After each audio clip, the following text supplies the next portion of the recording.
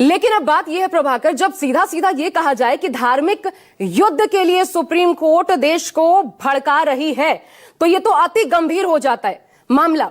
क्या ये, इस पर रुख क्या है, क्या हो सकता है कोर्ट का? और इसके बाद क्या ये वर्सेस वाली स्थिति जो है उस मोड में ये पूरा का पूरा केस चला जाएगा क्या?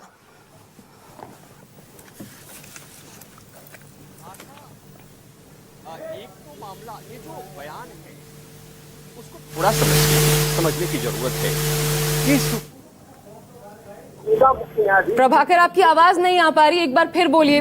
आवाज नहीं आ रही। अब आई, अब फिर से रिपीट करिए प्रभाकर, आपकी आवाज नहीं आ पाई थी। वो आरोप लग रहे हैं।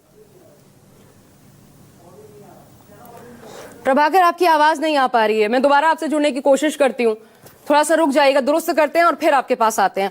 लेकिन हमारे साथ मेहमानों का पैनल है, इसलिए निरंजन पोद्दार जी, मैं पहले आप ही के पास अब आना चाहती हूँ, उसके बाद जाऊंगी फिर प्रभाकर के पास, जैसे ही दुरुस्त हो जाता है।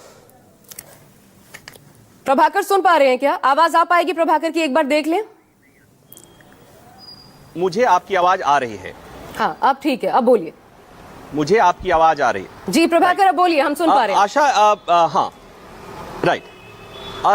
जो आरोप लग रहे हैं सुप्रीम कोर्ट पर, जो आरोप लग रहे हैं मुख्य न्यायाधीश जस्टिस संजीव खन्ना पर कि सुप्रीम कोर्ट के चलते, संजीव खन्ना के फैसलों के चलते देश में गृह युद्ध की स्थिति बनी है, बस दो मसलों पर मैं चाहूंगा कि हमारे दर्शक भी ध्यान दें और हमारे पैनल में जो लोग हैं वो भी उस पर चर्चा करें। पहली बात तो ये कि अभी सुप्रीम कोर्ट में जब वक्फ संशोधन कानून आया और उस पर पूरी तरह से रोक लगाने की मांग की गई, तो सुप्रीम कोर्ट ने कहा कि इस कानून में कुछ अच्छी बातें हैं और कुछ इस कानून में कमियां हैं, हम पूरी तरह इस कानून पर रोक नहीं लगा सकते। और जो कमियां थी उस पर उन्होंने सरकार को कहा कि ये जो कमियां हैं इस पे हमें अंतरिम रोक लगाने की जरूरत होगी। सरकार मान गई, सरकार कन्विंस हो गई कि माय लॉर्ड, आप सुनवाई जब तक करेंगे तब तक हम इस मसले पर, इस प्रावधानों पर हम कोई अमल नहीं करेंगे। तो वो सुप्रीम कोर्ट ने अंतरिम आदेश का जब वो प्रस्ताव रख रहा था, उस समय कोर्ट ने एक बात कही थी कि ये जो दो प्रस्ताव हैं कि जो वक्फ बाय यूजर के प्रावधान को जो हटाया गया है, अगर उसे लागू किया जाता है तो देश में एक अलग तरह की स्थिति पैदा हो जाएगी, क्योंकि तब तमाम ऐतिहासिक संपत्ति जो वक्फ की संपत्ति कही जाती है वो डीनोटिफाई होगी और तब बवाल की स्थिति पैदा होगी। तो ये जो अशांति की स्थिति पैदा होगी उसे रोकने की कोशिश की गई सुप्रीम कोर्ट के द्वारा। तो इसे हम ये कह सकते हैं, जो मेरा ऑब्जर्वेशन है, कि वो देश में भविष्य में आने वाले समय में जो एक अशांति की स्थिति पैदा होती उस पर सुप्रीम कोर्ट ने रोक लगाने की कोशिश की है अपनी तरफ से। दूसरी बात कि आपको याद होगा, इसी जैसे संजीव खन्ना के सामने एक और मामला आया था, वो दौर था जब ज्ञानवापी के साथ संभल, ज्ञानवापी, मथुरा और इसके अलावा देश भर के अलग अलग जगहों से अलग अलग अदालतों में मामले आ रहे थे, नए नए मामले आ रहे थे, मंदिर मस्जिद विवाद के मामले आ रहे थे, प्लेसेज ऑफ वर्शिप एक्ट की अवहेलना के मामले आ रहे थे। और तब इसी जस्टिस संजीव खन्ना की बेंच ने कहा था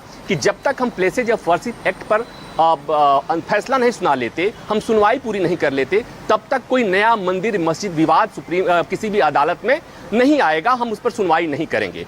वो भी एक कोशिश थी कि भविष्य में जब तक सुप्रीम कोर्ट इस मामले में कोई फैसला नहीं देता तब तक कोई नया विवाद नहीं खड़ा हो। तो मुझे लगता है कि ये भी एक सुप्रीम कोर्ट से कोशिश थी, ये जस्टिस संजीव खन्ना की पहल थी कि देश में कोई नया मंदिर मस्जिद विवाद पैदा ना हो, कोई नया धार्मिक उन्माद पैदा नहीं हो। और उसके बाद जब सुप्रीम कोर्ट को ये कहा जाए कि सुप्रीम कोर्ट देश में धार्मिक उन्माद और धर्मयुद्ध की स्थिति पैदा कर है, तो ये बात मुझे समझ में नहीं आ रही। दूसरी बात एक और, जो हाल के समय में जो उपराष्ट्रपति ने भी सवाल खड़ा किया था और जो जिस पर सबसे ज्यादा चर्चा हो रही है कि सुप्रीम कोर्ट कौन होता है राष्ट्रपति को आदेश देने वाला, या सुप्रीम कोर्ट कौन होता है संसद से पारित कानून में दखल देने वाला।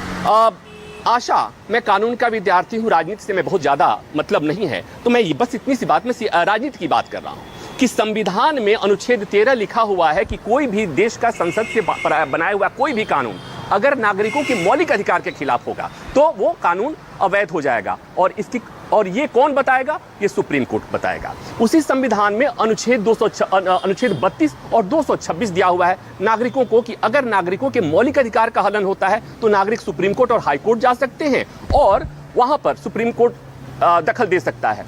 तो ये जो हनन होता है वो सामान्यतः सरकारें करती हैं, तो वहां पर भी सुप्रीम कोर्ट को अधिकार दिया गया है। इसके अलावा राज्यों की शक्ति पर कहीं अंकुश लगता है तो भी राज्य सरकारें 251 254 के तब जब राज्य सरकारें वहां जाती हैं तो सुप्रीम कोर्ट उसमें दखल देता है। और इसके अलावा जैसा आप जिस कानून की बात कर, जिस फैसले की बात कर रही थी, केशवानंद भारती वाला फैसला, उसमें सुप्रीम कोर्ट के संविधान पीठ ने 9 सदस्यीय संविधान पीठ ने फैसला दिया कि कोई भी कानून अगर संसद से बनाया जाता है या कोई भी संशोधन होता है और वो संशोधन अगर संविधान के आधारभूत ढांचे के खिलाफ है तो सुप्रीम कोर्ट दखल दे सकता है। कि जो और अनुच्छेद 142 जहां पर यह किया गया कि अगर किसी मामले में कानून पर्याप्त नहीं है तो सुप्रीम कोर्ट उस मामले में इस शक्ति का प्रयोग करके न्याय सुनिश्चित कर सकता है। तो ये जो जितने प्रावधान मैं बता रहा हूं, इसके अलावा भी जो प्रावधान हैं वो ये दरअसल बताते हैं कि देश के नागरिकों के मौलिक अधिकारों की सुरक्षा की जिम्मेवारी सुप्रीम कोर्ट की, संविधान की रक्षा की जिम्मेवारी। मैं प्रभाकर, जो आपने कहा अपने मेहमानों के पास जाने से पहले,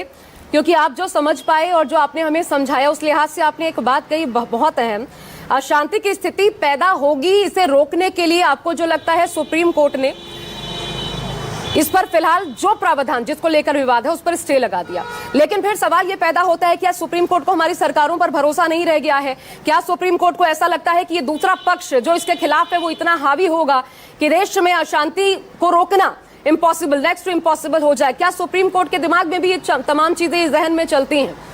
तो एक तरीके से तो ये भी देश के खिलाफ ही जाता है अगर ये हालात हैं तो।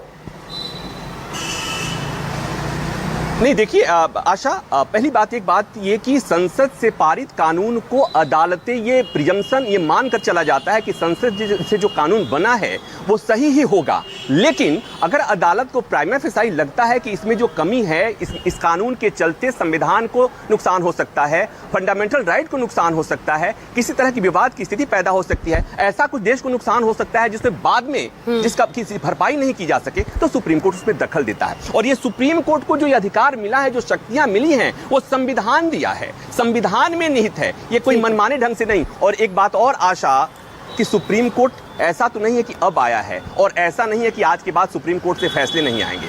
सरकारें आती जाती रहती हैं, संविधान इस देश में अमर है, और संविधान में जो प्रावधान किए गए हैं वो अमर हैं और उसको अक्षुण्ण बनाए रखने की जिम्मेवारी सुप्रीम कोर्ट को सौंपी गई है। तो सुप्रीम कोर्ट वही तो कर रहा है। पता नहीं क्यों, क्योंकि जो फैसले आते हैं, चाहे सुप्रीम कोर्ट जो बातें कहता है उसे जब आप सियासी चश्मे से देखेंगे तो बात बिगड़ेगी। और दरअसल सियासत ही जो तमाम ये जो अड़चने हैं, जो दिक्कतें हैं, उसको जन्म देने वाली है। और अब